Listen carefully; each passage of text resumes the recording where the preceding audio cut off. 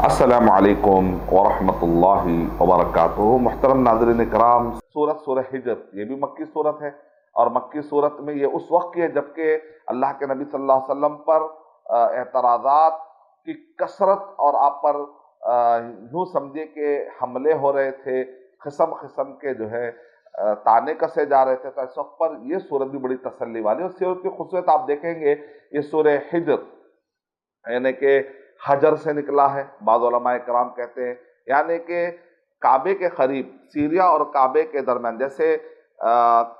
काबा और यमन के दरमियान में सऊदी अरब और यमन के बॉर्डर के पास हूद अलैहिस्सलाम की कौम का मैंने जिक्र किया था इससे पहले सूरह हूद में। और इसी तरीके से काबे के उस साइड पर जो सीरिया और काबे के दरमियान एक एरिया पड़ता है, जरा सा अगर आप ऐसे थोड़ा सा लेफ्ट में थोड़ा सा टर्न करके फिर सीरिया की तरफ निकलते हैं, यानी एक तरफ जो है बहर अहमर का आपको जो है समंदर का हिस्सा, फिर उसके किनारे में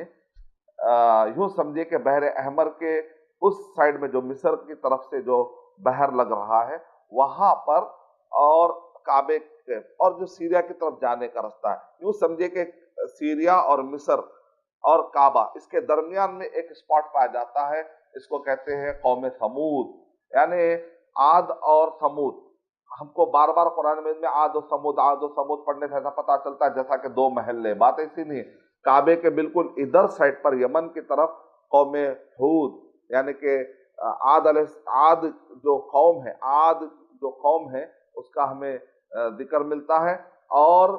बिल्कुल काबे के उधर साइड पर सीरिया के रास्ते में सालेह अलैहिस्सलातु वस्सलाम की जो कौम है जिनको आप कहते हैं कौम समूद, और मदाइन सालेह, मदाइन शुएब अलग है, मदाइन सालेह अलग है, यानी सालेह अलैहिस्सलातु वस्सलाम के मुदुन यानी छोटे छोटे वो पूरे एरियो को मिलाकर मदाइन सालेह कहा था, जहाँ पर खंडरात आज भी है और वहाँ पर कुफ्फार कुरैश गुजरते भी थे। तो अल्लाह ताला ने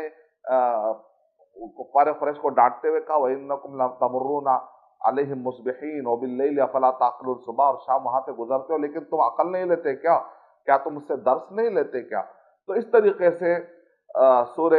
अगर ये मान लिया जाए कि यहाँ पर हिजर से इशारा है असहाब हिजर की तरफ, यानी ये मदाइन सालेह को कुरान मजीद में हिजर, क्योंकि वो कानू यनहितून मिनल जिबाल, क्योंकि पहाड़ों को तराश कर करके अपने घर बनाते थे। और अगर आप देखेंगे तो एरियल व्यू से पत्थर को किस तरीके से सजाते थे, वो पत्थरों के खंडरात अगर आपको गूगल में जाकर देखने का मौका मिला तो आपको अंदाजा लगेगा कि ये कौम जो पत्थरों को तराशने में कैसे माहिर थी। तो गोया के पत्थरों को तराशने वाली कौम, हजर से हिजर ये माना कर लिया जाए। दूसरा माना ये है कि वो हिजर से करीब थी, यानी कि काबे का जो हिजर है,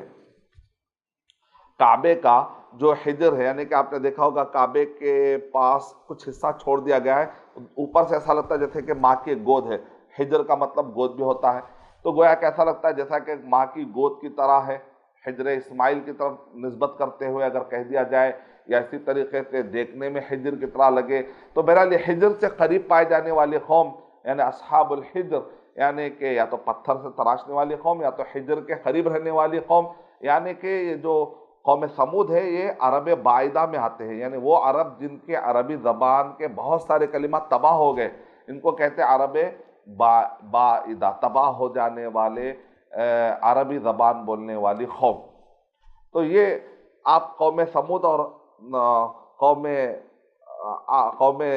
समूद हो या कौम आद है, अगर इनकी मालूमात को जहन में रखकर अगर आप ये सूरे और ये बैकग्राउंड समझेंगे तो तब जाकर आपको समझ में आएगा। तो बहरहाल इस सूरे के अंदर हिफात का ज़्यादा जिक्र मिलता है, जैसा कि उन्होंने पत्थर में किले क्यों बनाए थे, अपने आप की हिफात। वो जब सालेह अलैहिस्सलाम आकर उनको समझाते हैं तो वो लोग तकब्बुर में कहते थे हम ये पहाड़ों में रहेंगे, आपका रब क्या अज़ाब भेजेगा। बाद में उनको चीख ने पकड़ लिया, इनके तकब्बुर की वजह से, ये तकब्बुर है, इस तकब्बुर की वजह से उनको चीख ने पकड़ लिया, और उस चीख के बाद फिर वो जलजला भी आया, और उसके बाद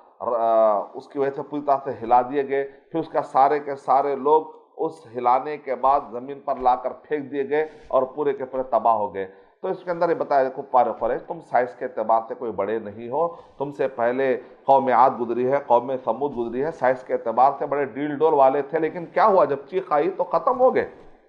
اس سورت کے اندر حفاظت کی کافی بات کی گئی ہے، انا نحن نزلنا الذکر و انا لہ لحافظون، اسی سورت کی آیت ہے، سورہ حجر سورہ نمبر 15 کی آیت نمبر 9 اگر آپ پڑھتے ہیں تو اسی طریقے سے سورہ کے اندر بہت سارے چیزوں کی حفاظت کا ذکر آیا ہے، اور اسی طریقے سے مکالمہ جو ابلیس کا ہوا آدم علیہ السلام کے سجدہ کرنے کے معاملے کو لے کر، فرشتوں نے جو سجدہ کیا ہے، اگر آپ وہ بات کریں گے تو وہ بھی اس کے اندر تفصیلی طور پہ ہمیں ذکر ملتا ہے۔ تو یہ سورہ حجر کے اندر دین کی حفاظت ہے، بہت سارے حفاظت والے اور حفاظت قرآن والے مسائل پر گفتگو کی گئی ہے۔ بہرحال صالح علیہ السلام سے جب انہوں نے معجزہ طلب کیا کہ ایک اونٹنی پہاڑ سے نکلے تو ایک گابن اونٹنی نکلے، عجیب قسم کا مطالبہ تھا، لیکن اللہ تعالیٰ کے لیے کوئی چیز مشکل نہیں ہے، کن فیکون والا معاملہ ہے۔ اور ابھی فوٹوز بھی بتائے جا رہے ہیں، لیکن اس کی حقیقت چیک کرنا، ریسرچ کرنا ضروری ہے کہ ایسا ایک پہاڑ موجود ہے جہاں پر نقشے میں صالح علیہ السلام کی ایک اونٹنی باقاعدہ جو نکلی ہے، تو اس کا ایک نقشہ بھی بتانے کی کوشش کر رہے ہیں۔ واللہ عالم، جو لوگ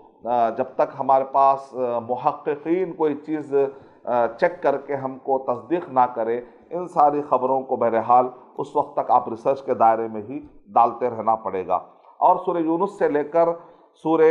ابراہیم تک شخصیتوں کو سامنے رکھ کر سمجھایا گیا، اور سورہ حجر سے لے کر سورہ کہف تک آپ دیکھیں گے قوموں کو کسی نہ کسی نسبت سے قوم کا ایک نام، بنی اسرائیل ہو، کہف ہو، اصحاب الکہف ہو، اصحاب حجر ہو، ایک نام ایک قوم کے نام کے ساتھ سمجھایا گیا۔ ایک الگ الگ پیرایا ہے، ایک الگ الگ انداز ہے، ایک دلچسپ کڑی بن جاتی ہے الگ الگ پیرائے سے بدل بدل کر سمجھانے سے۔ تو یہ ہے سورہ حجر کے چند خلاصے جو سورہ مکی صورت ہے۔ میں اللہ تعالیٰ سے دعا کرتا ہوں کہ اللہ سبحانہ و تعالیٰ ہمیں ان ساری صورتوں سے اسباق اور ہدایات لینے توفیق عطا فرمائے، آمین۔ وآخر دعوانا الحمدللہ رب العالمین۔ السلام علیکم ورحمۃ اللہ وبرکاتہ۔ اور مزید ویڈیوز کو دیکھنے کے لیے آپ ہمارے یوٹیوب چینل کو سبسکرائب کریں۔ فجزاکم اللہ خیرا۔ الدعوة نور وضاء تجلو ظلمات الحيران، منهج خير